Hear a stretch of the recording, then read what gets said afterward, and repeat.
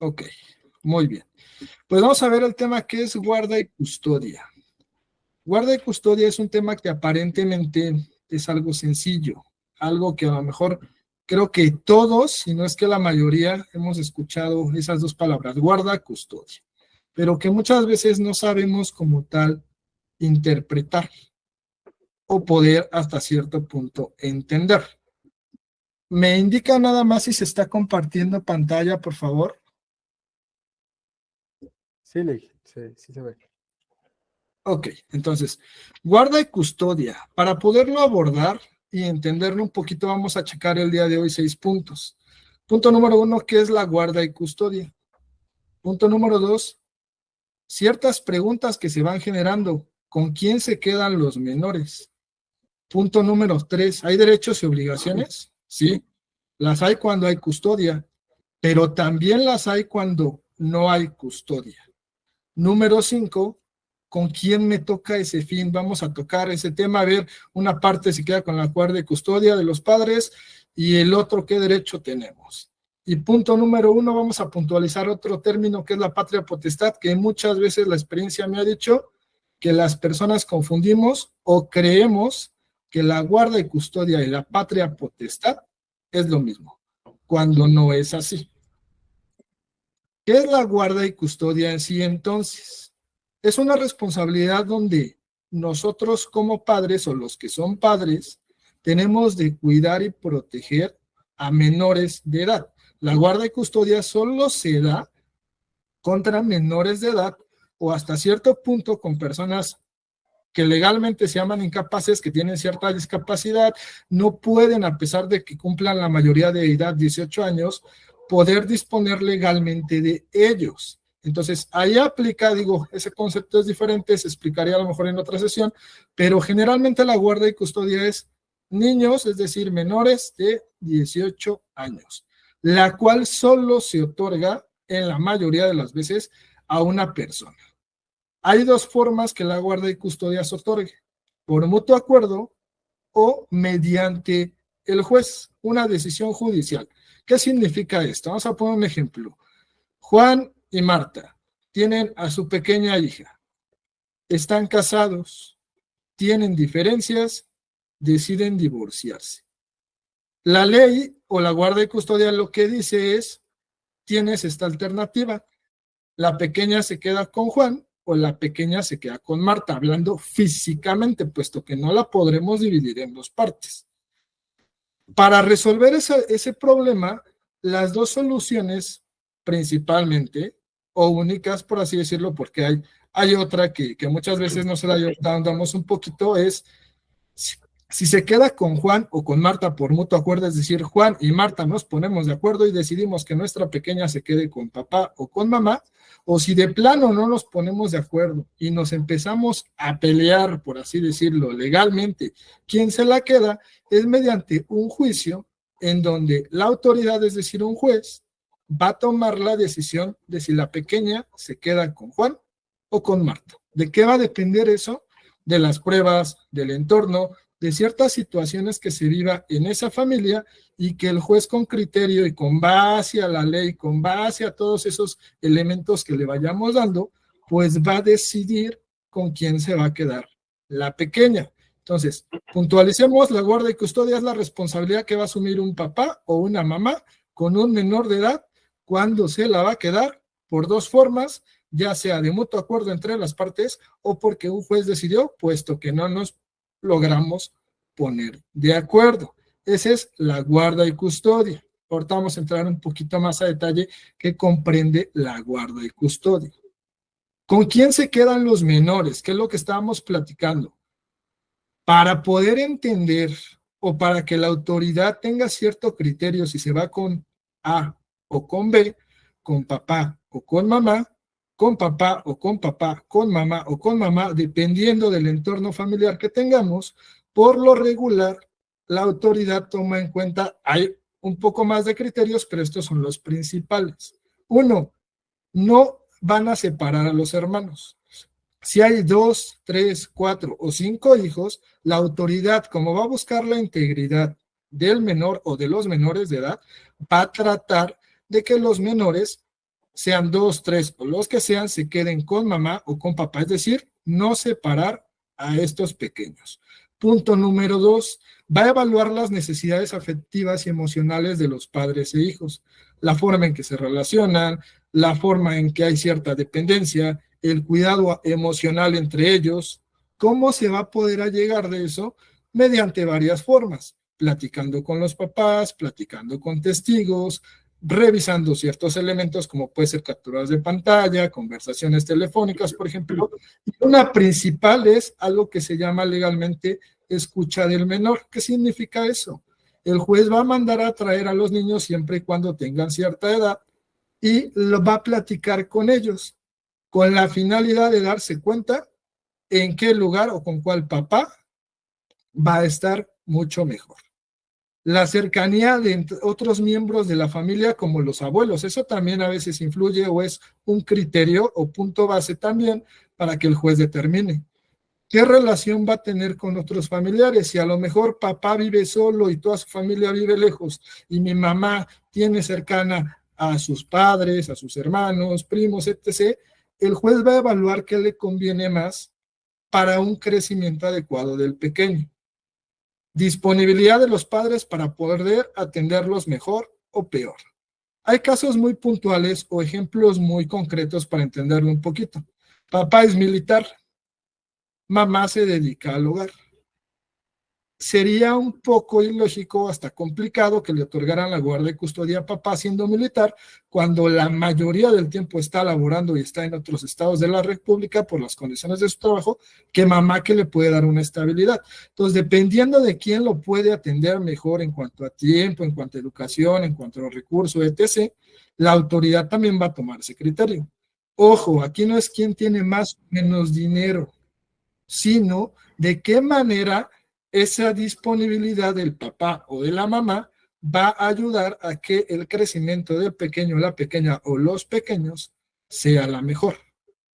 Otro Perdón, punto Lick. importante. Dime. Discúlpanos, Lick. Lo que pasa es que no se está, vaya, ya no avanza la diapositiva. ¿Gusta que lo apoyemos? Bueno, no lo estoy avanzando. Todos los puntos dice con quién se quedan los menores, ¿no se ve? No. No, si quieres le ayudo a compartir. Por favor, entonces, una disculpa.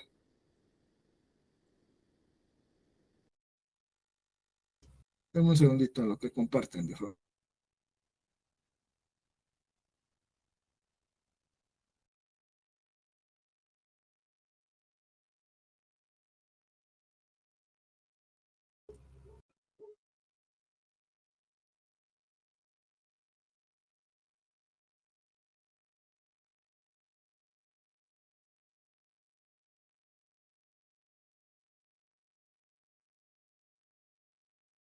¿Hasta aquí alguna duda en lo que nos ayudan a compartir?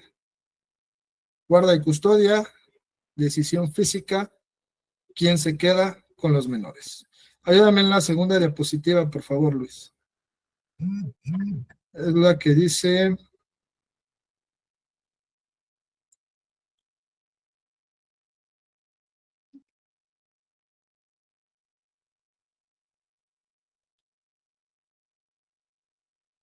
La número 3, por favor. La número 4, por favor, Luis. Sí, es que se está ¿Sí me presentando en escuchan? pantalla completa, entonces ya nada más en lo que se hace grande. Ok, gracias.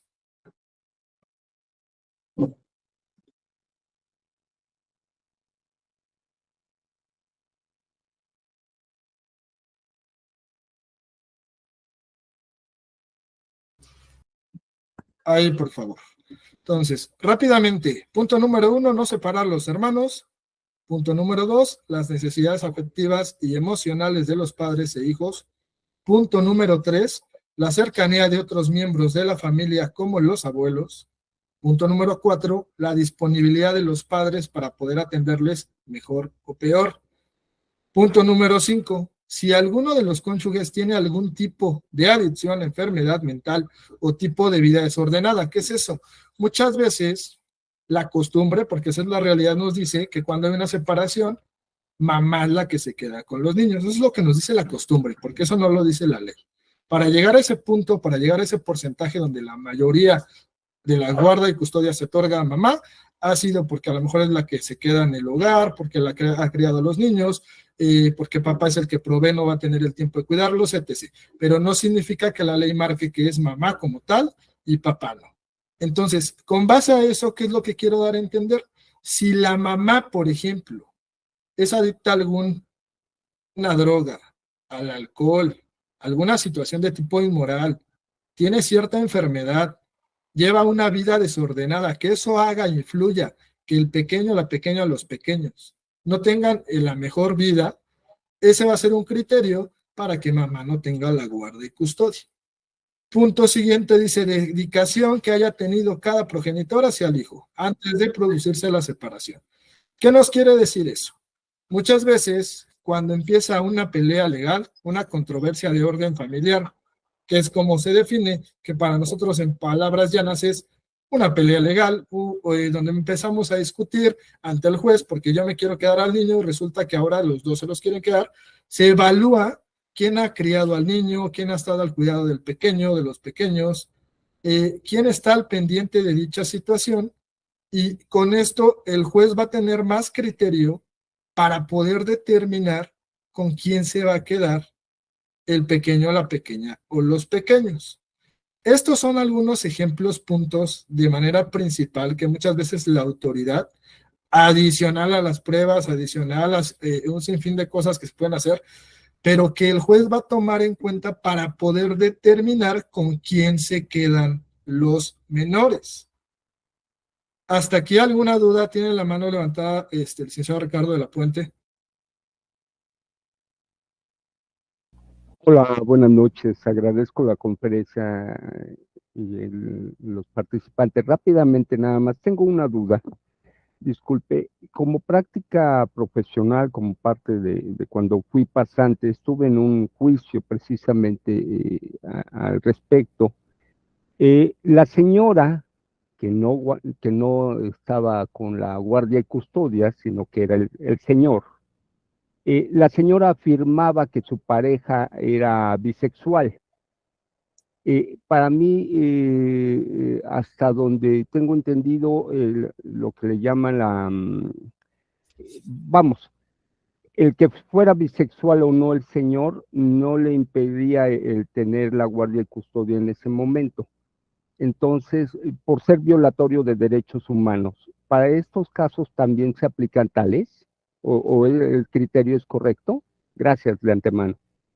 Sí, licenciado, el criterio es adecuado. La autoridad como tal no va a evaluar el gusto o, en el tema sexual, la preferencia de las personas, siempre y cuando no afecte al niño.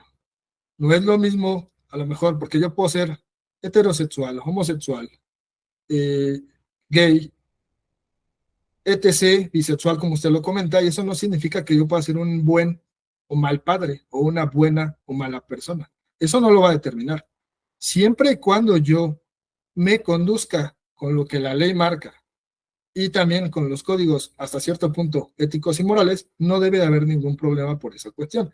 Pero si esa cuestión o esa preferencia empieza o va a afectar a los pequeños, por ejemplo, es bisexual, tiene muchas parejas, los lleva constantemente, eso pone en peligro a los pequeños, va a ser algo a evaluar, pero no porque la otra parte lo indique, porque yo puedo decir que usted como tal es X, Y o Z, pero falta que yo pueda probar que usted es X, Y y Z. Entonces no nada más es meramente ir y señalar con el dedo, sino poder probar ese tipo de situaciones, y si ese tipo de situaciones son probables, comprobables, pues obviamente el juez va a poder determinar con el criterio ese tipo de cuestiones. Actualmente, con todas las reformas, con todos los cambios, con los temas que son más actualizados y que antes no se tocaban, eran tabú, temas sexuales y de ese tipo, la autoridad sí va a usar el criterio, pero a favor de los pequeños. Acuérdense que aquí el criterio va a ser con la finalidad de poder ayudar a los pequeños, a lo que se llama interés superior del menor.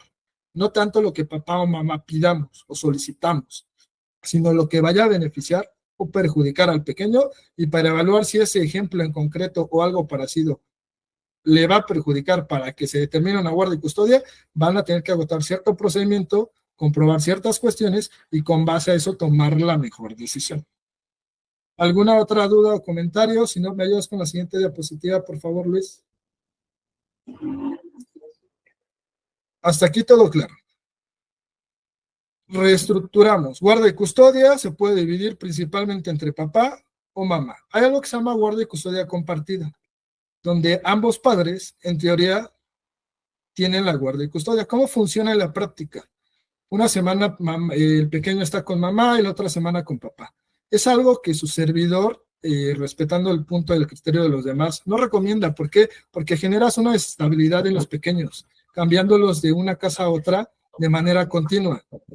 Si a lo mejor vives a cierta distancia, muy cercana, ciertos requisitos, a lo mejor puede ser viable, pero la experiencia y la práctica en la mayoría de los asuntos es que no es recomendable y no se aplica por ese tipo de criterios, porque buscamos el interés superior del menor y buscamos una estabilidad en la vida de los pequeños. Y si esa guarda y custodia compartida nos va a generar desestabilidad, ni siquiera va a ser tomada en cuenta. Otro requisito de la guarda y custodia compartida es que tiene que ser por mutuo acuerdo. Si no hay mutuo acuerdo, el código no la va a permitir. Entonces, son varias aristas hasta cierto punto que muchas veces como personas no tenemos claros o mal asesoramos en el sentido de decir, si se puede la guarda y custodia, sí se puede X, sí se puede Y. Claro que se pueden muchas cosas, pero hay que cumplir ciertos requisitos, hay que probar ciertas cosas, y si no los cumplimos, por más que los solicitemos o lo queramos, pues el juez no nos los va a otorgar.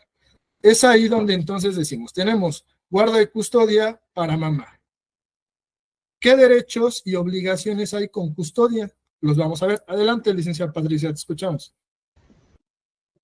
En un caso de guarda y custodia compartida, se propuso que los niños estuvieran en un lugar estable y los que se cambian son los papás. Los niños tienen sus cuartos, tienen su vivienda y cada semana el que se cambia es el papá. O sea, llega la mamá, está ella una semana, se va y llega el papá. Tienen un cuarto donde ellos pues pueden estar de forma separada. Entonces, de los niños, claro, los niños tienen sus cuartos, pero el que llega es el papá. Pasa una semana, el papá se va y llega la mamá. ¿Eso sí afectaría el interés superior del menor? Desde mi punto de vista, no, porque va a generar una desestabilidad de igual forma, porque aunque los que no se muevan son los niños, pues está moviendo toda su rutina, porque ahorita entra papá y mañana entra como relevo mamá. Entonces, tendríamos que entrar más a fondo, más al criterio, más al punto, a los requisitos, a la forma en que lo van a manejar, evaluar ciertas cuestiones, evaluar la edad de los pequeños también, y con base a eso el juez va a determinar. Así como me lo plantea, veo un desequilibrio también en la vida de los pequeños, independientemente que los que se muevan sean los papás, pero sí tendremos que entrar más a fondo para ver si se puede evaluar. Si los papás van de mutuo acuerdo, el código lo permite, porque recuerden que también va a depender de la legislación donde queremos aplicar ese tipo de guarda y custodia. Entonces, posiblemente o el juez me admita ese tipo de guarda y custodia. Desde mi punto de vista, no lo recomiendo por el desequilibrio que se va a generar, pero salvo ciertas condiciones específicas en ciertos asuntos, claro que se puede hacer. Hasta ahorita solo me ha tocado una guarda y custodia compartida de muchísimos que he visto, y aún así, desde mi punto de vista, no cumplían ciertos criterios, pero así lo autorizó el juez. Entonces, también va a depender mucho del criterio de cada juez que tengamos y que asuma ese tipo de responsabilidades para determinar la resolución correspondiente. ¿Hasta aquí Gracias. alguna otra comentario, pregunta? No, gracias. De nada, licenciada. Ok, entonces, ¿qué derechos y obligaciones tenemos con custodia? Si mamá se queda con la pequeña o los pequeños, ella tiene la custodia. Por lo tanto, va a tener cierto derecho y también cierta obligación. ¿Qué derecho? Disfrutar diario de los hijos por lo regular. Al menos si no es diario, de lunes a viernes, y fines de semana se los lleva el papá. O viceversa. Por lo tanto, ellos van a disfrutar diario o más tiempo de los pequeños.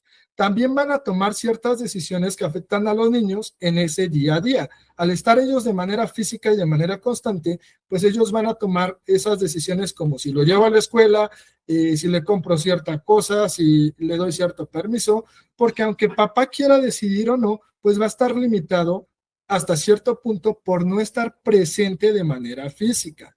También administración de bienes y de pensión alimenticia.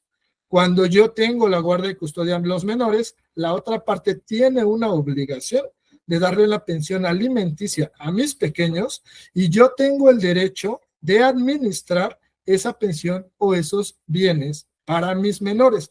Ojo, voy a administrar si es un derecho, pero también conlleva una responsabilidad en donde no voy a malgastar o utilizar ese dinero en cosas que en teoría no tengan nada que ver con los pequeños. Entonces, en ese sentido, no nada más es, me dan el dinero y hago y deshago. Hay que ser responsables e inculcar esa parte a los papás o mamás que tengan la guarda y custodia y obviamente sus hijos el derecho a recibir una pensión alimenticia. ¿Qué obligaciones son para este tipo de personas que tienen la guarda y custodia? Alimentables. ¿Qué significa eso? Darle de comer a mi niño, mi desayuno, mi comida, mi cena, lo que requiera día con día, educarlos y darles compañía y cariño. No nada más se trata de yo me los quedo porque se los quería quitar a papá o a mamá y los dejo que vayan creciendo como Dios les dé a entender. Hay que fijar cierta educación, cierto comportamiento porque tenemos la obligación. No es algo que tenemos una libertad. La ley nos dice que tenemos la obligación de responder en ese tipo de cuestiones. El progenitor que tenga la custodia también debe facilitar el cumplimiento del régimen de visitas. Este tema es un tema muy común. Yo tengo la guardia y custodia, yo tengo a los niños y no dejo ver a los niños a su papá. ¿Por qué? Porque hoy me enojé, porque hoy no estoy de acuerdo con lo que pensó, porque cuando se los llevó el fin de semana le compré un helado, el niño se enfermó, me enojé, no se los va a llevar el otro fin de semana. Es algo muy recurrente que pasa y que lamentablemente a veces hay papás y mamás que usan este tipo de cuestiones como moneda de cambio. ¿Qué voy? Si yo tengo la guardia y custodia y quiero cierto capricho, porque a veces son caprichos, pues te voy a dejar que te lleves a los niños si haces X, Y o Z o cedes en cierta parte. Entonces, tenemos la obligación de facilitar el cumplimiento en tiempo y forma del régimen de visitas. Es decir, si la ley autorizó cada 15 días, sábados y domingos en tal horario, mi obligación es que eso se lleve a cabo, salvo que mi hijo se enferme, salvo que salga algo extraordinario, pues no se va a poder cumplimentar, pero de ahí en fuera no tendríamos ningún impedimento para cumplir con esa obligación y derecho del papá o de quien no tenga la guardia y custodia. También es importante o tenemos esa obligación de informar los incidentes importantes. Mamá tiene a la pequeña va a la escuela, la pequeña se rompe el brazo porque estaba jugando, es algo que puede suceder. La obligación de mamá, independientemente que papá lo vaya a ver hasta dentro de 15 días, es avisarle lo más pronto posible que su hija tuvo una situación que le está permitiendo que se rompió el brazo y que daña, pues obviamente, su integridad y la salud física del menor o de la menor, cosa que muchas veces también no hacemos. Vemos al papá a los 15 días que le tocaba y le decimos, ¿qué crees? Que tu hijo le sucedió esto, que a tu hija le sucedió aquello. Hay cosas que son importantes y que no podemos esperar 15 días para avisar. Y hay otras cosas que sí se pueden esperar. Creo que ahí a veces hay que usar un poquito algo que se llama lógica o criterio, y si realmente desconocemos cómo comportarnos en ese tipo de cuestiones, pues también nos podemos acercar a especialistas como un abogado y como cierta profesión que al final de cuentas nos va a orientar un poquito. Pero algo que sería ilógico es se rompe el brazo, pues lo lógico es que primero lleve a mi hija al médico a tratar de que corrijan o hagan médicamente lo que se tenga que hacer y en automático lo más pronto posible le hago saber a mi contraparte o a mi expareja o al papá o mamá de mi pequeño la situación y tampoco es algo que pase. O muchas veces, tu hija se enfermó, necesito dinero, necesito para las medicinas, pero no lo están haciendo con la finalidad de retroalimentar esa información por el bien del niño o la niña, sino con la finalidad de decirle, dame dinero, dame aquello. Confundimos lo más importante que es la integridad de nuestros hijos con el quiero dinero, quiero aquella cosa, y es ahí donde no estamos cumpliendo con la obligación como papá custodio o como mamá custodia, según sea el caso. ¿Hasta aquí alguna duda, licenciada Claudia? La escuchamos. Si me ayudan a leer los mensajes también que están ahí en el chat, de favor. Se hace en el que la mamá tiene es custodia compartida, pero la ejerce principalmente la mamá porque el papá se deslindó de convivencias y pensión, pero ella quiere tramitar la visa para cuestiones de vacaciones. En este caso no lo podría hacer porque en sentencia aparece como guarda y custodia compartida. Por lo menos esa fue la información que le dieron al ir a la tramitación de la visa. Mi pregunta aquí es, ¿cuál sería la vía correcta? ¿Un incidente o una solicitud de permiso o algo así? Licenciado Gerardo, levantaste tu mano, adelante. Claro que No sé sí, qué Liz. Buenas noches. Me traté de esperar al final, Liz, perdón por la interrupción, pero es muy interesante todo lo que se está tocando en este momento. Y dije, creo que es buen momento para poderlo empezar a dialogar precisamente con las personas que están participando, ¿no? Por lo que respecta a la visa, la cuestión es la siguiente, que lo increíble es que efectivamente en Secretaría de Relaciones existan candados de ese tipo con los que no podemos tan fácilmente como nada más decir es que yo soy quien cuida al niño y me dedico a él, me lo voy a llevar a Canadá, me lo voy a llevar a Estados Unidos. En específico te piden como requisito el consentimiento del otro padre, ¿no? O acreditar bien, en este caso, que no tiene la patria potestad, alguna razón así. Y bueno, eso es por lo que respecta, ¿no? A lo de la visa. Ese es el candado. El juicio puede ser cualquiera, puede ser en un juicio inicial o en la vía incidental. La cuestión aquí es acreditar exactamente que el niño no va a correr riesgo, salvaguardar los intereses del menor, como no llevarte al menor a otro país y ya no reincorporarlo pues a su país de origen, cosas de ese tipo, ¿no? Y lo que no se debe de perder de vista es precisamente lo que comentaba el licenciado Asael, que es velar por el interés del menor, ¿no? Siempre va a existir un riesgo creado en la guardia y custodia, porque el hecho de que le decreten la custodia a favor a alguna de las partes no quiere decir que efectivamente, como lo decía el licenciado, el niño no se vaya a caer, no se vaya a pegar, no lo vayan a atropellar, ¿no? Y eso no quiere decir que tú fuiste un padre, pues malo, ¿no? En este caso, o que no detentaste la custodia de forma correcta. Se llama riesgo creado, en derecho está contemplado de esa manera. Es decir, ¿sabes qué? Pues sí, tú juez, eres la autoridad de velar por la integridad de que ese menor, pues viva lo mejor posible, pero pues no tienes la exactitud de decir, no le va a pasar nada a ese niño si le decreto la custodia a la mamá, ¿no? O viceversa. Adelante, Lee, nada más quería comentar esa parte del riesgo creado. No, adelante, Lee, te agradezco, pero estamos para apoyarnos y para ir subsanando las dudas que se vayan presentando. Es la finalidad de este tipo de conferencias. ¿Sí quedó clara, licenciada, la duda que tenías? Sí, de hecho ya iba acorde con la idea que ya tenía, pero quería ver si me hacían una propuesta diferente. Ok, gracias, licenciada Claudia, licenciado Gerardo. Bueno, voy a leer rápidamente lo que comenta ahí la licenciada María. Yo tengo guarda y custodia compartida, pero siempre han vivido conmigo. Días festivos, fines de semana y vacaciones. Pueden estar con él o conmigo dependiendo de los tiempos, pero sin que sea afectada su formación educativa. Ok, aquí a pesar de que la guarda y custodia es compartida porque en su momento lo decretó la autoridad o ellos mismos llegaron al acuerdo, como comenta la licenciada, pues la mayoría del tiempo pasan con ella. Podríamos decir que tentativamente la guarda y custodia, mayor porcentaje lo tiene ella de manera natural o de manera día con día, pero de manera legal es compartida, por lo cual la responsabilidad está equilibrada en esa parte. Ellos llegan al acuerdo, ellos están manejando de manera adecuada esta situación por el bienestar de los pequeños. Cuando las partes, en este caso papá y mamá, no logran hacer ese tipo de cuestiones que la licenciada y su pareja la están haciendo, pues es donde la autoridad entra y toma ciertos criterios y decisiones con la finalidad, como lo comenta el licenciado y su servidor, de velar siempre por el interés superior del menor.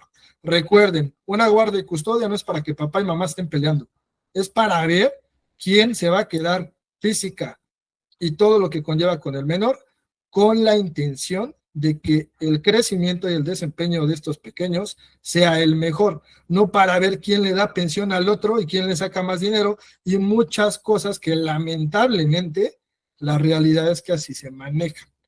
Y el licenciado y su servidor yo creo que lo vivimos, si no es que diario, de manera muy continua, ¿no? Entonces, este tipo de charlas es para que ustedes como abogados, como la profesión que tengan, como público en general, evaluemos esos tipos de situaciones, cambiemos la mentalidad de no me voy a ir a pelear a ver quién gana o a ver quién le da dinero a quién, sino vamos a ver cómo resolvemos ese problema, porque queremos que nuestros hijos, nuestros sobrinos, nuestros nietos, etc., tengan un buen desarrollo.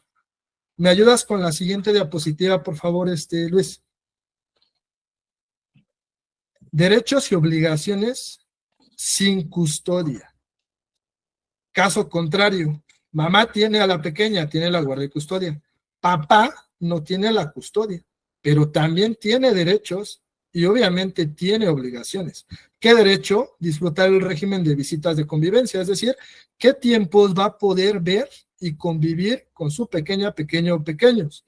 Por lo regular, cuando no hay hasta cierto punto un acuerdo, la autoridad lo que fija son cada 15 días, sábados y domingos, los recogen en la mañana el sábado y los reintegran el domingo. Ese es algo como común y cotidiano en donde se da. Las vacaciones son de manera equitativa y equilibrada, es decir, Semana Santa, por ponerle un ejemplo, si son 2 semanas, una semana están con papá y otra semana están con mamá. Año Nuevo y Navidad, un día y al año que entra se van invirtiendo. En esa parte se puede negociar o en esa parte se puede llegar a un acuerdo, pero si las personas no logran llegar a ese acuerdo, es la autoridad que va a buscar ese equilibrio para que el niño pueda disfrutar con papá y con mamá, aunque va a ser en menor tiempo realmente con quien no tenga esa guarda y custodia. Otro derecho que tiene es ser informado de todas las incidencias, que lo platicábamos. La obligación del que tiene la custodia es informar, y el derecho que tiene el que no tiene la custodia es recibir esa información. Entonces, hay la autoridad, el criterio y la ley va equilibrando esas situaciones para contemplar un sano desarrollo de los pequeños. También es importante que ejerzan la patria potestad, que ahorita vamos a ahondar un poquito en esa parte que a veces se confunde, con la finalidad que papá y mamá tomen ciertas decisiones que van a permitir que la vida del pequeño se vaya desarrollando de cierta forma y tenga la mayor estabilidad psicoemocional, económica y todo lo que tiene que ver con una persona.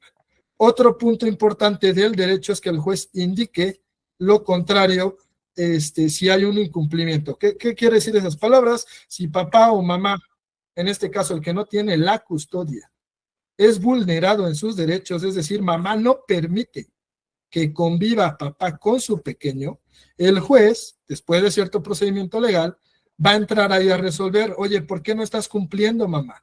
Tienes la obligación de permitir esas convivencias y no lo estás cumpliendo. Entonces yo voy a buscar la forma de hacerte cumplir, porque recordemos, y repito mucho, lo importante es el pequeño, no papá ni mamá, aunque suene crudo. Aquí los importantes son los pequeños.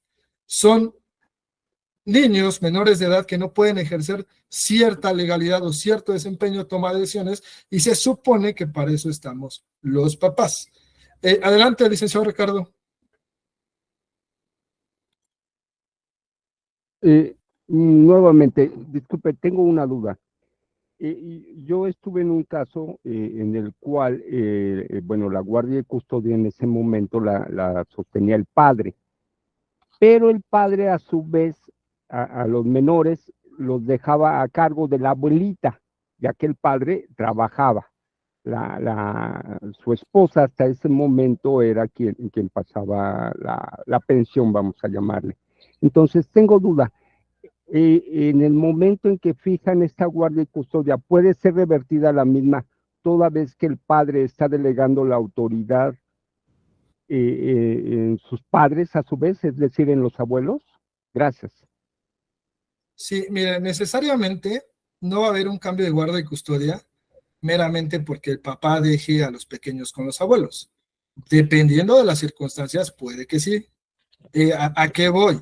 Si papá tiene la guardia y custodia, fue por alguna situación en específico. Desconocemos, a lo mejor la madre no tenía la capacidad de cuidarlos, pero papá también tiene que llevar el alimento a casa, es decir, tiene que trabajar. Por lo tanto, al no poderse llevar a los pequeños, pues tiene que recurrir a alguien que le apoye cuidando en ese tiempo a sus hijos, los abuelos, que comúnmente sucede. Entonces, si lo vemos desde ese punto, no habría criterio para cambiar la guardia y custodia. Caso contrario, papá deja a los niños con la abuela porque se va a la fiesta, porque se va con los amigos, porque está trabajando, porque está haciendo todo menos asumiendo la responsabilidad en el tiempo que le corresponde. Ahí habría a lo mejor un cambio de guardia y custodia siempre y cuando podamos comprobar este tipo de cuestiones. Pero, como les he comentado, tendríamos que entrar muy a detalle a ciertos casos en específicos para dar un criterio, para dar una asesoría, un punto de vista, y realmente el que va a decidir es la autoridad con base a lo que podamos probar y lo que la parte contraria también pueda probar o comprobar. Entonces, meramente la respuesta es sí o no, dependiendo específicamente por qué el papá deja a los niños con la abuela o con el abuelo. ¿Quieres comentar algo, Gerardo, o vi mal ahí la manita? No, Liga, adelante. Bueno, si a mayor abundamiento, efectivamente, como dice el licenciado, bueno, hay unos casos, yo creo que es importante que toquemos el tema, donde existe una figura que se llama tercero emergente, ¿no? Y por lo regular, ese tercero emergente termina siendo uno de los abuelos, ¿no? Que si bien es cierto, hay casos en donde las visitas, como ya lo dijo el licenciado, la guardia y custodia viene encaminada o viene aparejada de la mano de los alimentos, ¿no? En un juicio donde hay guardia y custodia, forzosamente se tienen que decretar alimentos para el padre no custodio, en este caso. Entonces, hay veces que hay casos extremos o específicos donde las visitas incluso son supervisadas, son vigiladas a través de una institución gubernamental, ¿no? En este caso en el tribunal, Centro de Visitas y Convivencias, ¿no?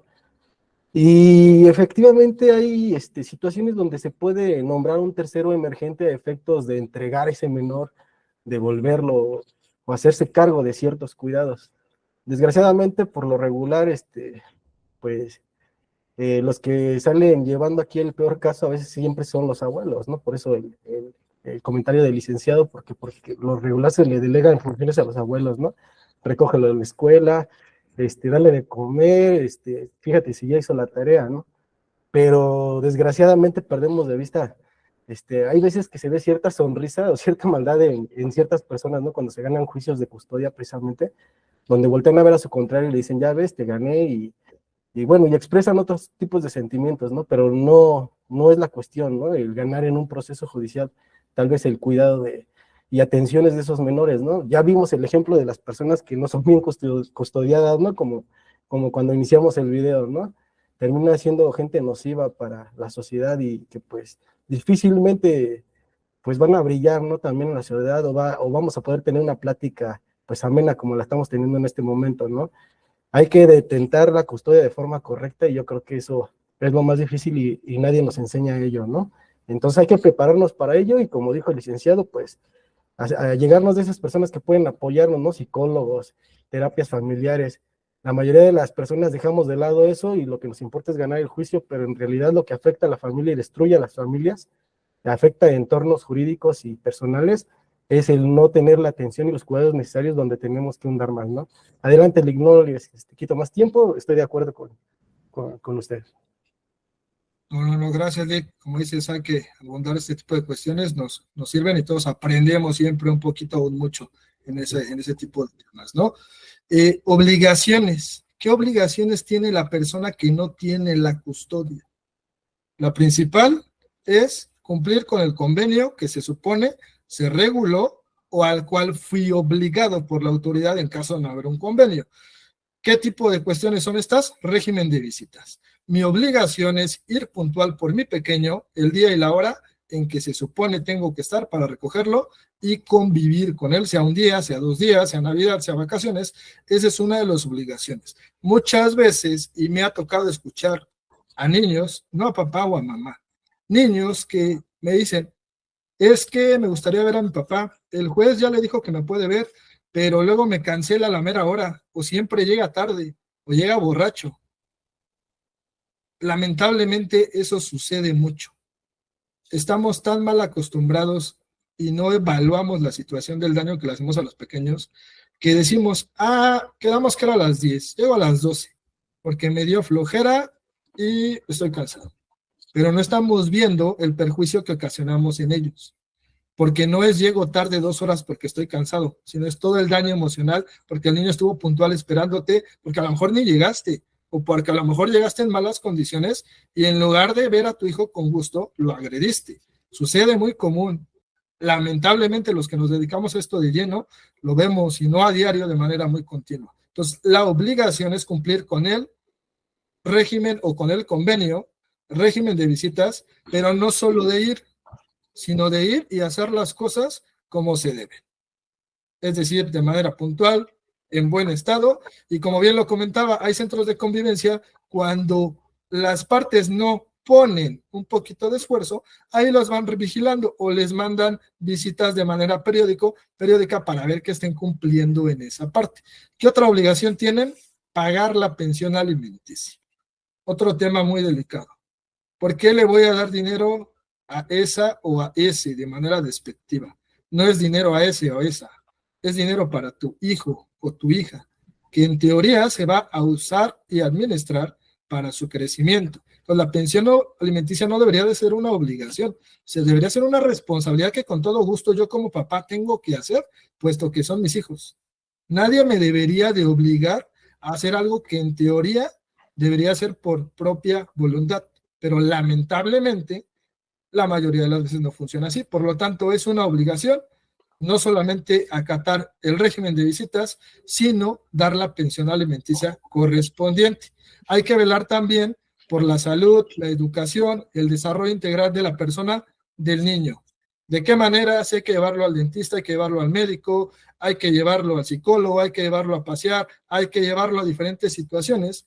Nadie en teoría tendría que decirme a venir, oye, haz esto, haz aquello. Creo que son cosas que la misma experiencia o el mismo día a día te van orientando, guiando. Si yo te di una pensión y aparte de esa pensión salieron gastos extraordinarios, como un paseo para la escuela, como que los útiles son más elevados de lo que estoy considerando, creo que aquí parte esencial del que no tiene la custodia sería contribuir con una parte de eso. No estoy diciendo que necesariamente pague absolutamente todo, sino contribuir, porque a veces pensamos que como ya doy mis 500 pesos semanales, no tengo obligación de dar nada más y dejo de ver la salud, la educación, el desarrollo integral de mi hijo o hija, puesto que esos 500 pesos no van a subsanar todo lo que va a conllevar ese desarrollo. Entonces, importante hacer conciencia, transmitir esa conciencia a los papás, a las mamás, con o sin custodia, que es la finalidad de esta conferencia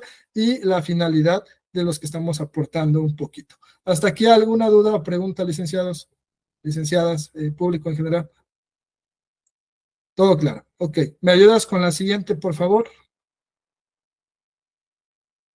¿Con quién me toca este fin? Algo que ya platicamos un poquito de manera rápida, el régimen compartido del tiempo de ocio cae bajo la ley salomónica de los fines de semana alternos y el disponer de la mitad de las vacaciones de la compañía de los hijos. ¿Qué estoy diciendo? Lo que platicamos normalmente, así se maneja. Cada 15 días voy a ver a mis pequeños, el que no tiene derecho y el que sí tiene la custodia, cada 15 días va a facilitar esa convivencia. Igual en las vacaciones, mitad y mitad.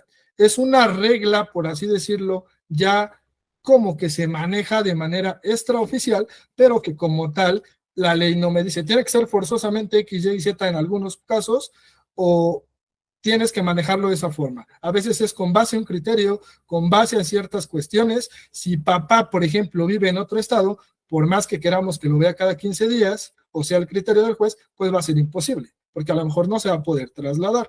O si papá es militar y va a estar 6 meses trabajando, pues va a ser imposible cumplir con ese tipo de régimen. ¿Con quién me toca este fin? Va a depender del criterio, normalmente es cada 15 días y mitad de semana. Hay que acostumbrar a los niños a diferentes entornos. Esa es la finalidad, que se vean obligados a estar fines de semana alternos con uno de los progenitores. Algo que es muy importante y que muchas veces no evaluamos las personas que vamos a pedir una asesoría o queremos una guardia y custodia, muchos me dicen, yo quiero a los niños cada 8 días verlos. Y yo le digo, mamá, ¿a qué se dedica entre semana? Trabaja. ¿Y usted, papá? Trabajo. Ok.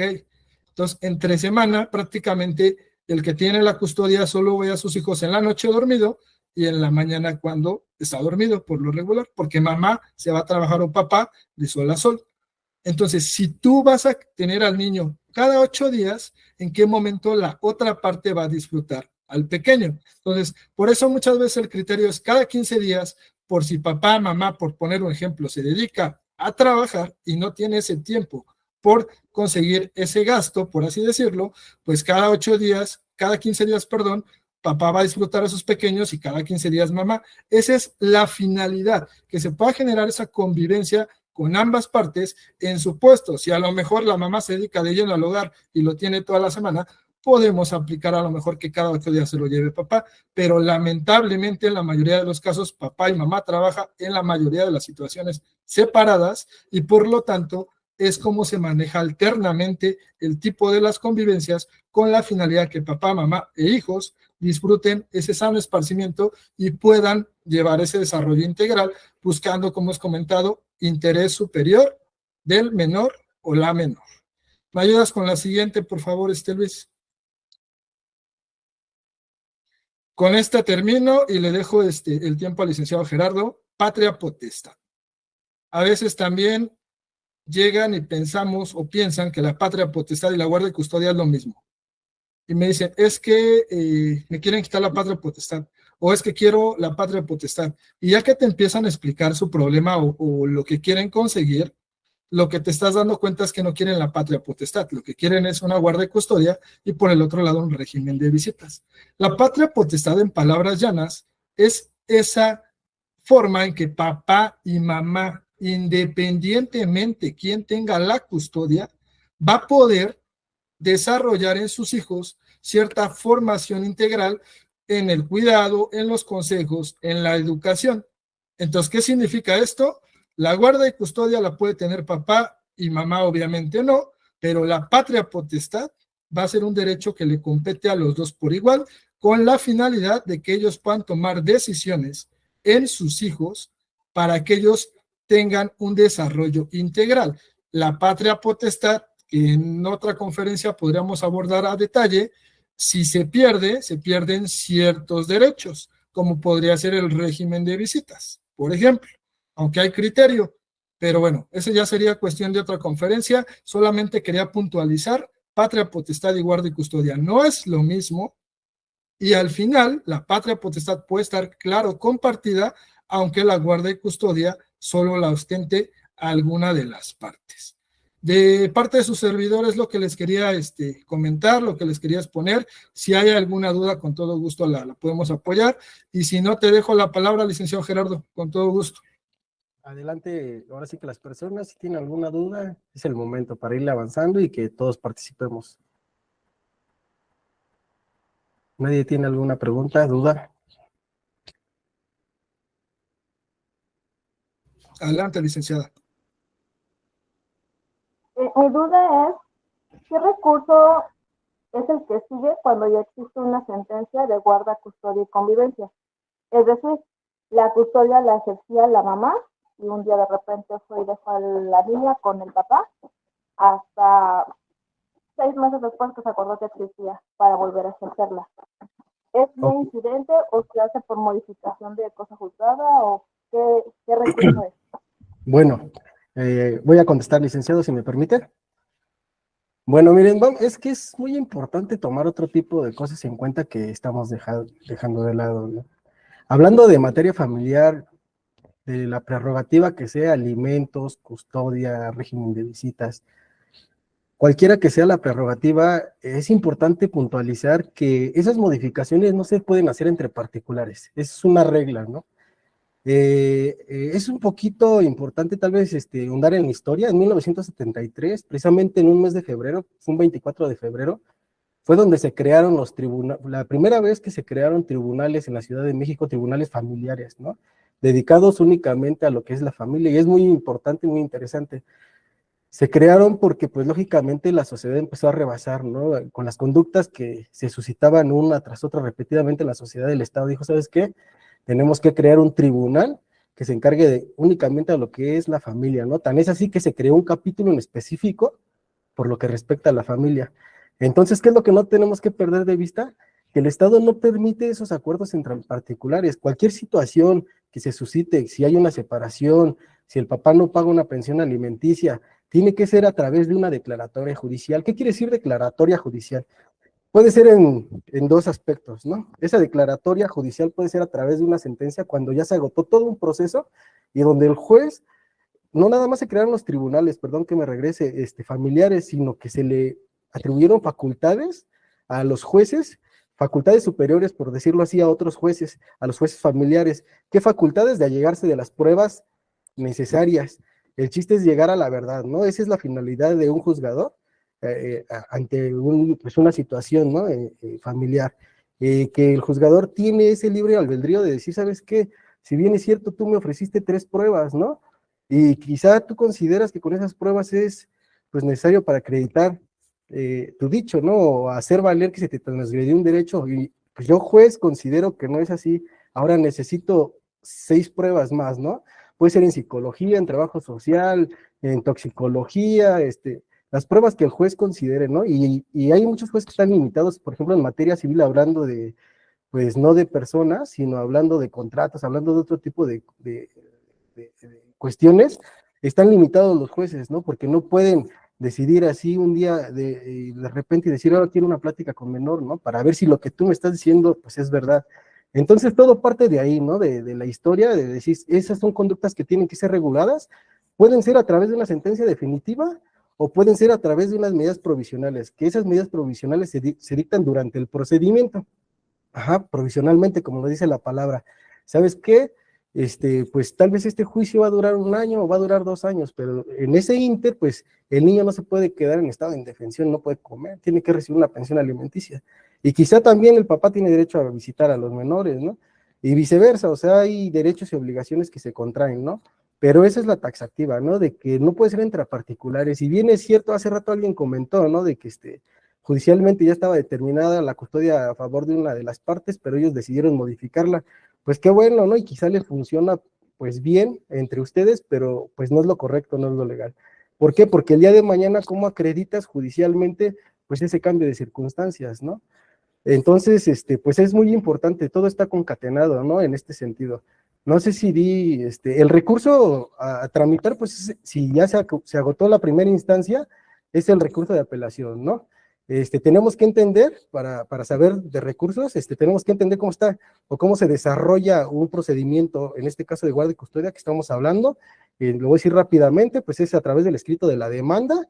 Después, el otro acto procesal más importante es la notificación. Después sigue la contestación de la demanda, desahogo de pruebas y la resolución. Después de la resolución, existen los recursos, ¿no? Precisamente es el recurso de apelación o, en su caso, el amparo, ¿no? Para poder modificar, si el juez lo considera necesario, esa determinada resolución.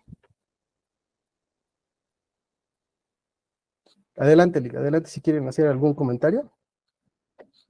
No, adelante, todo claro. ¿Alguna otra pregunta? Bueno, no sé si quieren tomar esta dinámica, veo la hora, más o menos tenemos media hora, ¿verdad, licenciada Betty? Entonces, pues si quieren ir preguntando y vamos ahora sí que platicando al respecto de los temas en particular. No sé qué les parezca, o quieren tocar algún tema en particular, pues con todo gusto lo hago. Digo, ya el licenciado pues tuvo a bien explicar pues qué es la guardia y custodia, y yo, pues, en resumidas cuentas, siento que son cuidados y atenciones para no, tal vez no, que no suene repetitivo, son los cuidados y atenciones que se tienen hacia un menor, ¿no? ¿De dónde se deriva la guardia y custodia? La mayoría de las veces se deriva de los procedimientos de divorcio, ¿no? En el caso de la Ciudad de México está contemplado en su artículo 267, la fracción primera, es donde dice, ¿sabes qué? Adelante. Gracias, pendientes, Lore.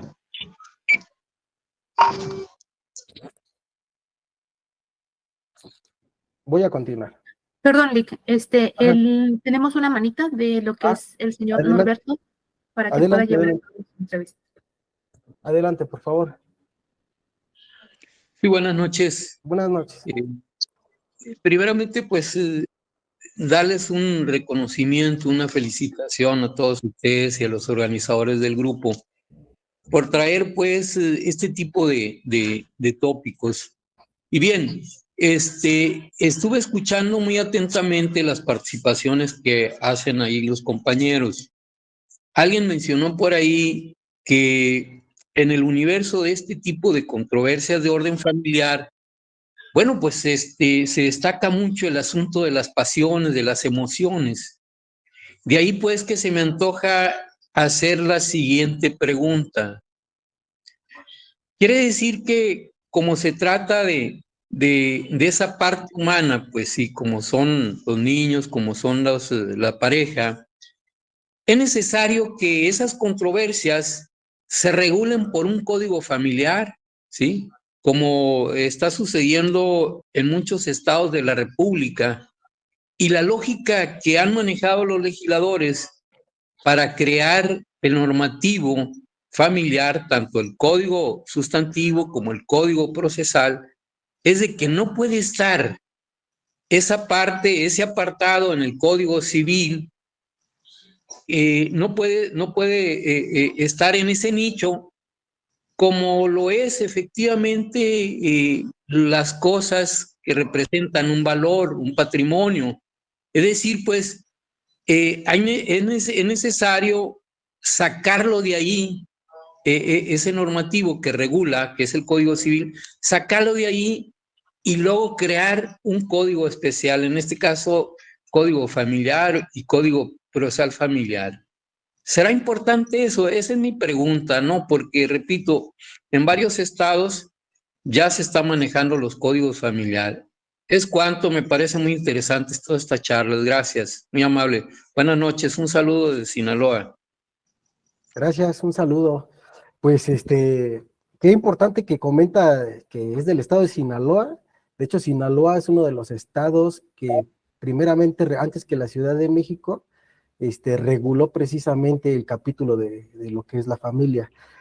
Como lo comenté hace rato, si bien es cierto, está contemplado en la rama del derecho civil, ¿no? El derecho familiar deviene del derecho civil, pero no del derecho patrimonial, o sea, no del derecho patrimonial de las personas.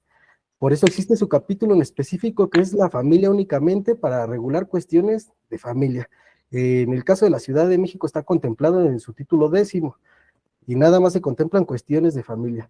Más sin en cambio, pues está todo lo que contempla lo demás, como se los dije, de derecho patrimonial, ¿no? De arrendamiento, o sea, podríamos poner muchos ejemplos. Sí es importante, yo considero muy, muy buena la participación del licenciado Norberto, en este sentido, ¿por qué que se regule, pues tal vez a nivel federal, ¿no? Lo que es la familia, ¿no? Porque pues nos ha traído muchos problemas esta situación de criterios, como lo comentaba el licenciado Asael.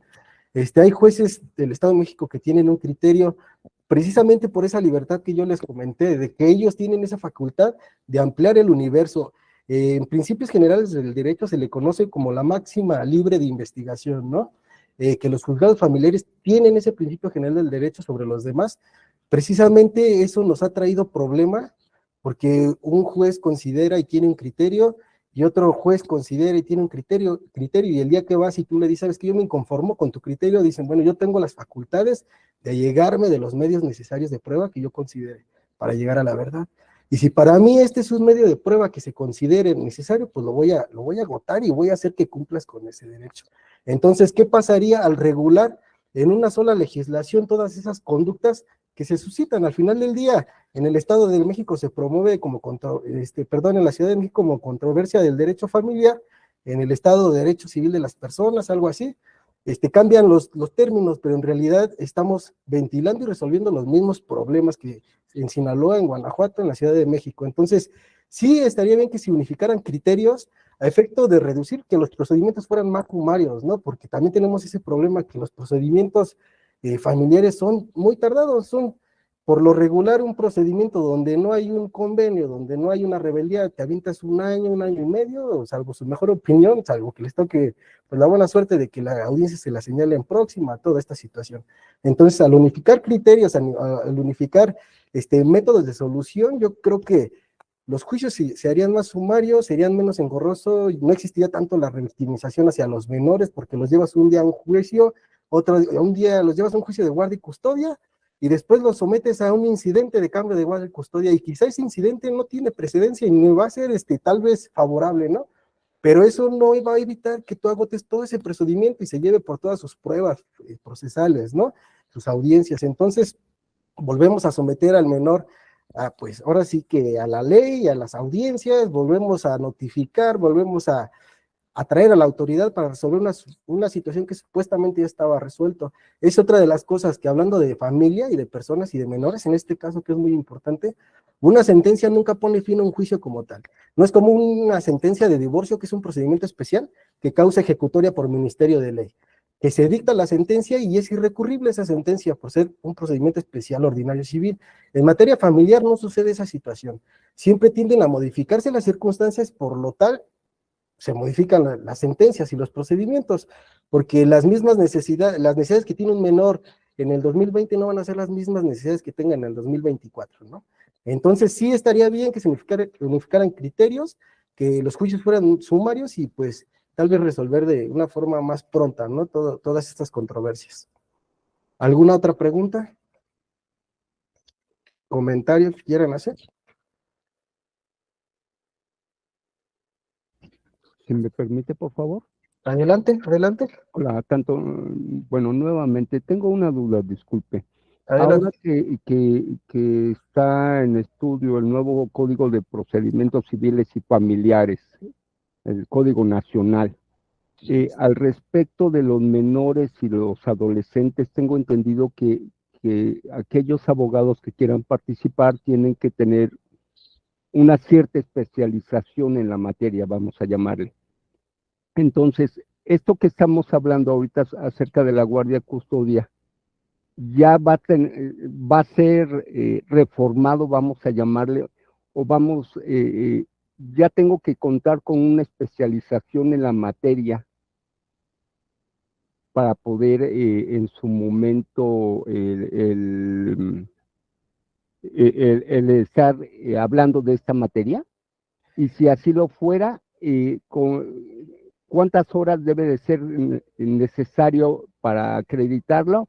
O por parte de qué debe de tener la institución, más bien dicho, que me faculte, qué condiciones debe de tener la misma. Muchas gracias.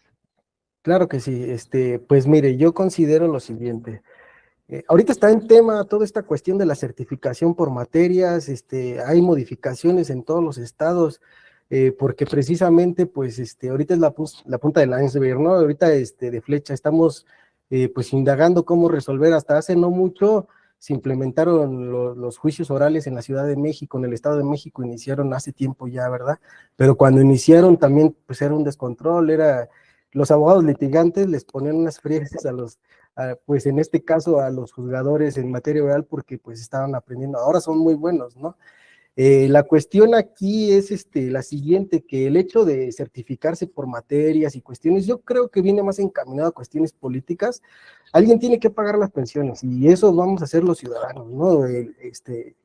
Bueno, no vamos a entrar en política, pero al final del día, pues va encaminado más a una cuestión política de recursos, de obtención de recursos, porque efectivamente yo considero que sí nos tenemos que especializar. Es como un abogado, como su servidor, que trabaja en un juzgado familiar, y yo no les puedo decir, pues, soy bueno en materia penal, en materia civil, no puede ser un todólogo, porque al final del día, el que mucho abarca, poco aprieta, como dicen por ahí, ¿verdad?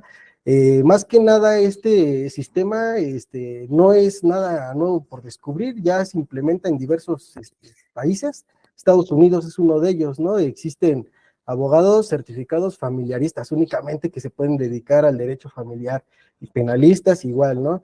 Aquí teníamos ese libre albedrío de, pues, si tú conoces un poco de todo, puedes litigar todas las materias, ¿no? Hasta cierto punto el ego del abogado de decir, pues un abogado tiene que litigar todas las materias, es más, no un abogado, un buen licenciado, pues tiene que litigar en algún momento, ¿no? Porque pues esa es la finalidad, ¿no? Defender nuestra postura, hacer que se reconozcan derechos, obligaciones y pues más cosas, ¿no?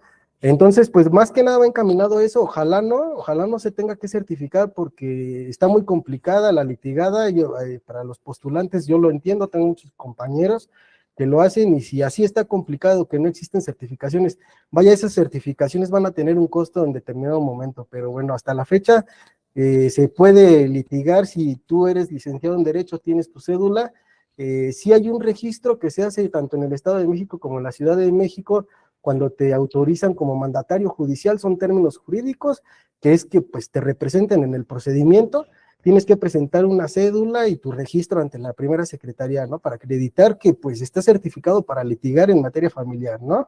Pero como tal no hay un control, no hay un examen, no hay una institución que te diga, a ver, antes para decir que ya te puedo dar esa certificación, así se llama certificación de cédula profesional, y de registro, te voy a hacer un examen, ¿no? Que sería lo correcto, ¿no? Porque pues si no pasas por un filtro de seguridad, ¿cómo puedes tener esa certeza jurídica? Tanto los servidores públicos que desempeñamos una función ahí, tanto los abogados que estamos capacitados, somos las personas capaces para resolver problemas de un menor, donde quizá el servidor público tiene más problemas que pues la propia demandante, ¿no?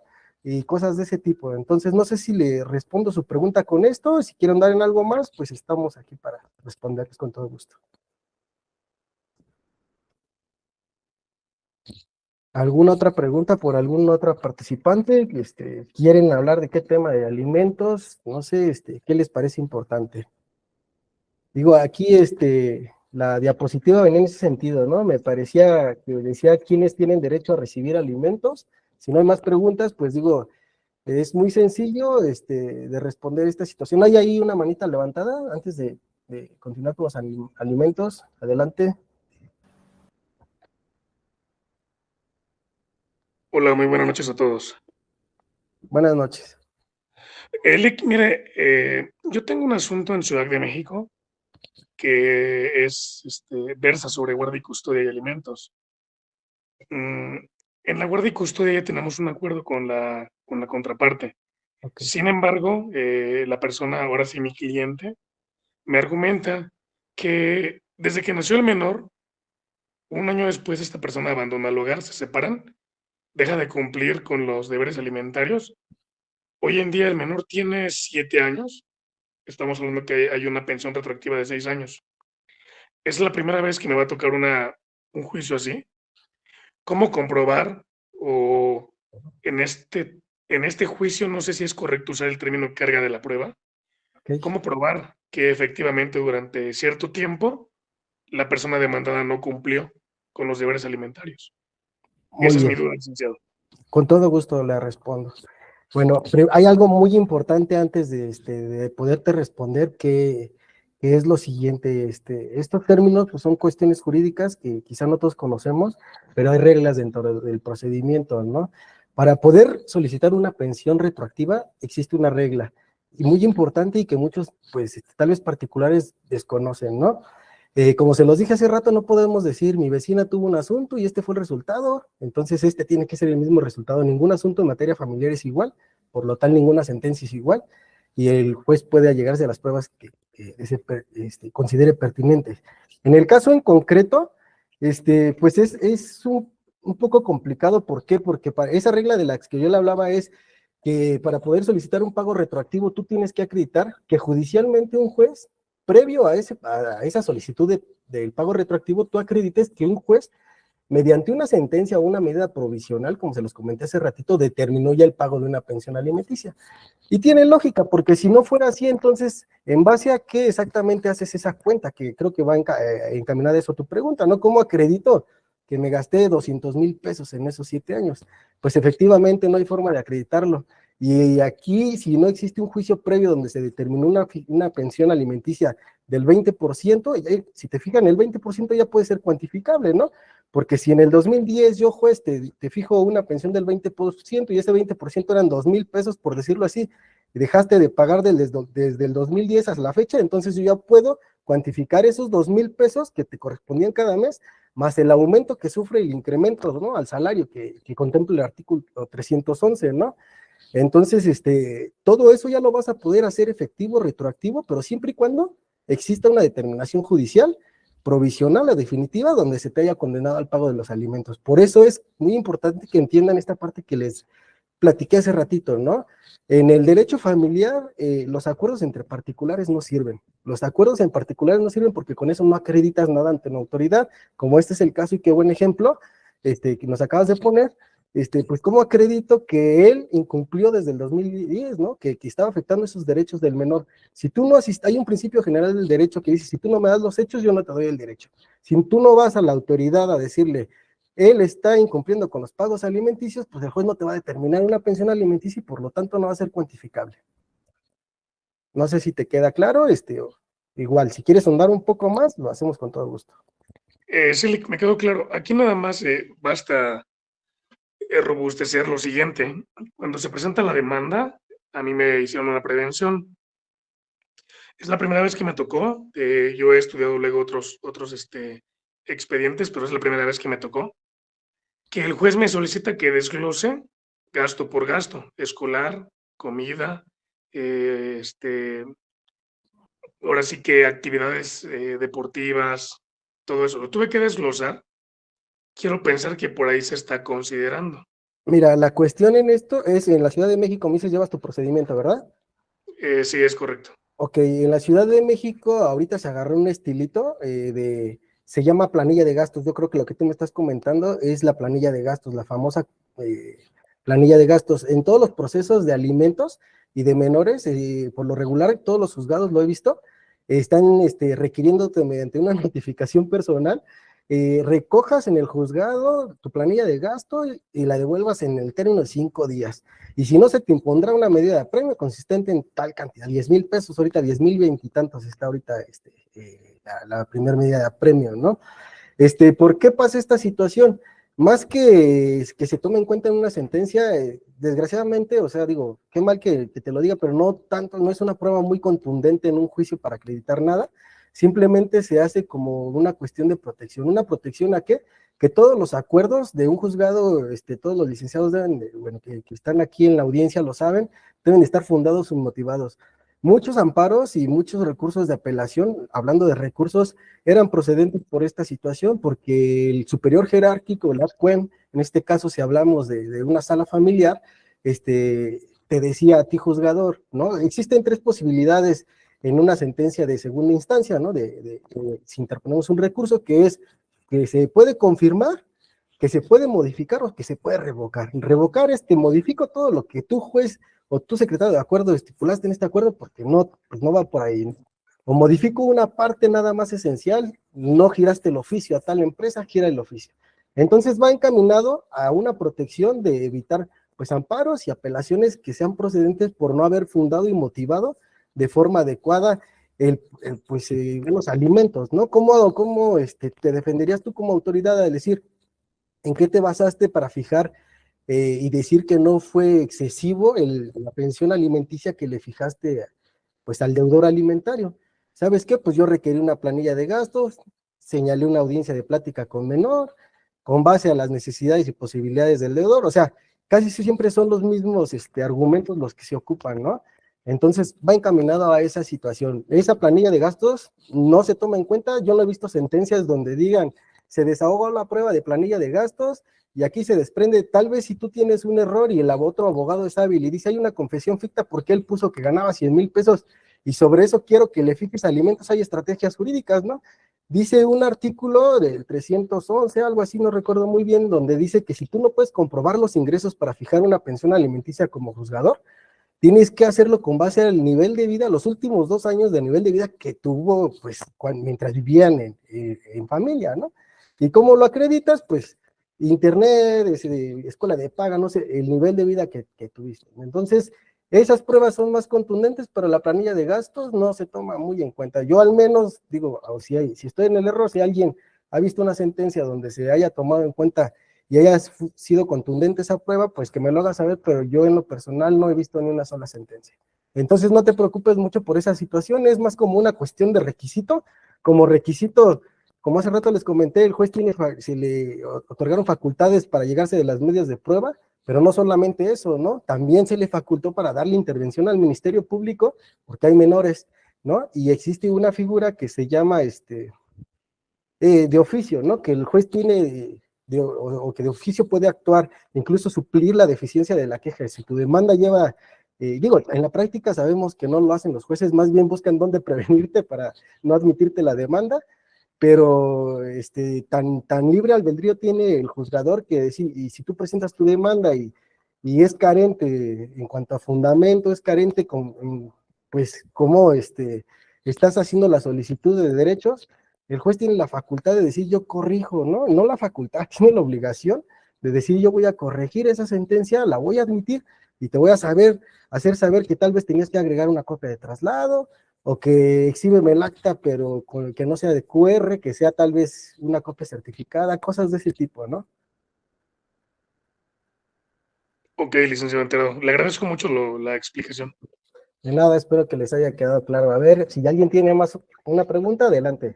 Adelante, ya se nos está llegando el tiempo y... Chadwick, dice, ¿quién tiene más derecho a la guarda y custodia? Pregunta la licenciada Caro Vargas.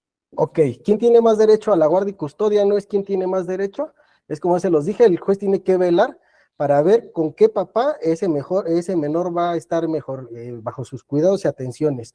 Como ya lo dijo el licenciado, no es lo mismo una persona que se dedica preponderentemente al hogar y al cuidado de los hijos, que pues el papá que tiene que trabajar para llegarlo de esos alimentos. Otra cosa importante es mencionar que en materia familiar los derechos no se puede renunciar a esos derechos o a esas obligaciones a las que nos condena un juez como en otro tipo de materias, ¿no? Aquí son coercitivas, son de orden público, interés social y de forma obligatoria se tiene que llevar a cabo.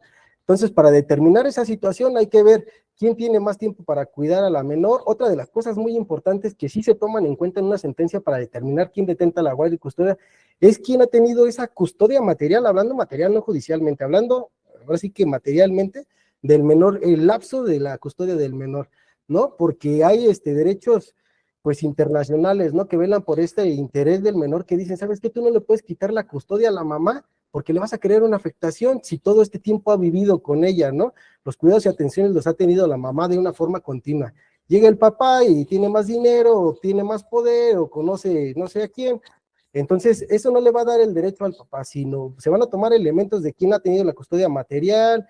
Si efectivamente no se acredita una violencia, el papá podrá decir que la mamá le pega, que la mamá está loca, pero si no se acredita judicialmente, a través de una instancia de los órganos, pues difícilmente se va a obtener, ¿no? La custodia se obtiene con base al bienestar del menor. Donde esté el menor, con base a esa situación, se va a decretar la custodia a favor de los padres. Hay que tomar también muy en cuenta, ¿no? Todos esos factores, pero también de manera ponderante la escucha del menor, ¿sí? Yo quisiera hacer una apreciación que puede ser polémico, si me permite, ¿no? Adelante. Ahorita que se estaba hablando en torno a las pensiones caídas y no pagadas, ese cúmulo de pensiones, ¿no? Ese acervo que se va acumulando y que puede derivar en un delito que viene siendo efectivamente el incumplimiento de las responsabilidades familiares, ¿sí? Que por cierto no tiene un carácter así muy gravoso, pero es delito. No se violenta ahí el espíritu del artículo 17 constitucional, que en el último párrafo dice que por una deuda de tipo civil a nadie se puede echar a la cárcel. No se contraviene efectivamente con esa consideración cuando se trata de este tipo de casos, ¿no? Delitos que devienen efectivamente de esa deuda de tipo familiar. Es cuanto, me parece que ahí puede ser incluso tema de un asunto ¿cómo se llama?, de convencionalidad constitucional. Gracias. Claro que sí, sí, sí lo considero hasta cierto punto, pero como se los comenté, el procedimiento familiar, ese es uno de los pocos procedimientos que tiene su procedimiento especial bien determinado. Entonces, sí se llevan a cabo esas sanciones y como bien lo refiere acertadamente, es un delito no grave, está contemplado como un delito no grave, más en cambio no deja de pues ser molestoso ese tipo de procesos porque ya es privativo de libertad, ¿no? Entonces, sí es un tema ahí, yo creo que igual se podría dar para otro momento, otra conferencia, hay mucho de no dar al respecto, y pues por eso se encuadra, ¿no? Por la cuestión de que el derecho familiar tiene su capítulo especial, el título 10º. ¿Alguna otra pregunta? No sé si tengamos tiempo, licenciada Beatriz, y si no, adelante, ahora sí que pues yo aproveché precisamente las preguntas porque dije, bueno, ahí podemos platicar y responder al mismo tiempo, ¿verdad? Pero si hay algún tema que se tenga que tocar y si tenemos tiempo, adelante, y si no, pues pues adelante, como dice el licenciado, es cuanto. Claro, muchísimas gracias. Realmente, el licenciado Gerardo, licenciado Asael, muchísimas gracias por su cooperación, su participación. Realmente sí, seguiremos invitándolos para que nos puedan ayudar, ¿verdad?, con nuevos temas, más pláticas y sobre todo que nos puedan compartir toda la experiencia que ustedes tienen, ¿no? Realmente muchísimas gracias por estar con nosotros. Igual, le dejaremos nuestra última pregunta a lo que es Hernández, me está levantando la mano y con ella cerramos. Ok.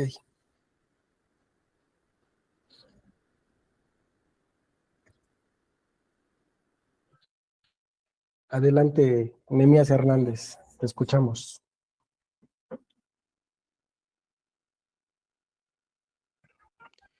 No, disculpe, se me había olvidado bajar la mano. Ok, Disculpe. está bien. Nada más para No se acotar, preocupen. dando, perdón, que si pudieras repetir, por favor, el nombre de la figura legal cuando los abuelos se quedan al cuidado mientras el padre o la madre trabajan, por favor.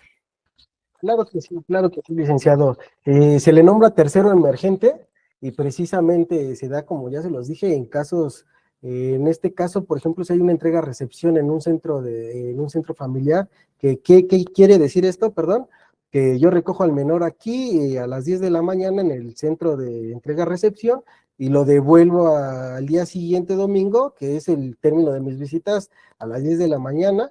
Entonces se puede nombrar un tercero en emergente, por lo regular se nombran a los papás, que pues no deja de ser otro, ahora sí que en palabras vulgares es el apoyo, ¿no? El parejita, el que te puede apoyar en la situación de decir, ¿sabes qué? No puedo ir por el menor porque efectivamente yo salgo de trabajar a las 3 y tengo que recogerlo a las 12, entonces para llevar a cabo mis visitas necesito un tercero emergente. Así se llama esta figura.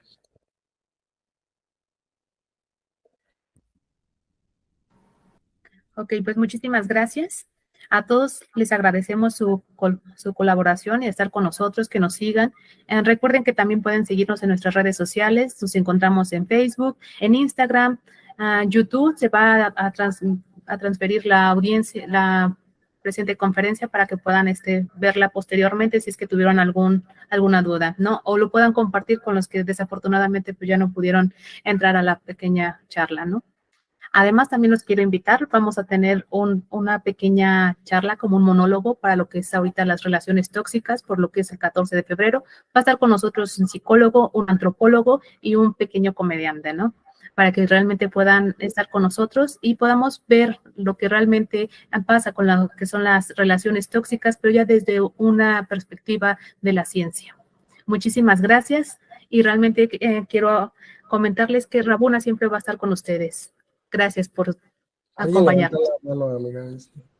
Alguien levantó la mano. Si quieren Sí, comentar antes de Verónica. que vayamos. Sí, Verónica, te escuchamos.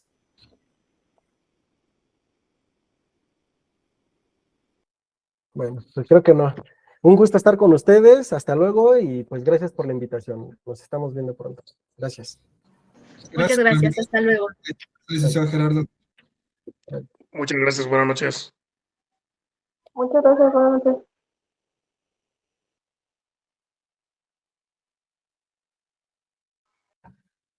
Gracias, buenas noches.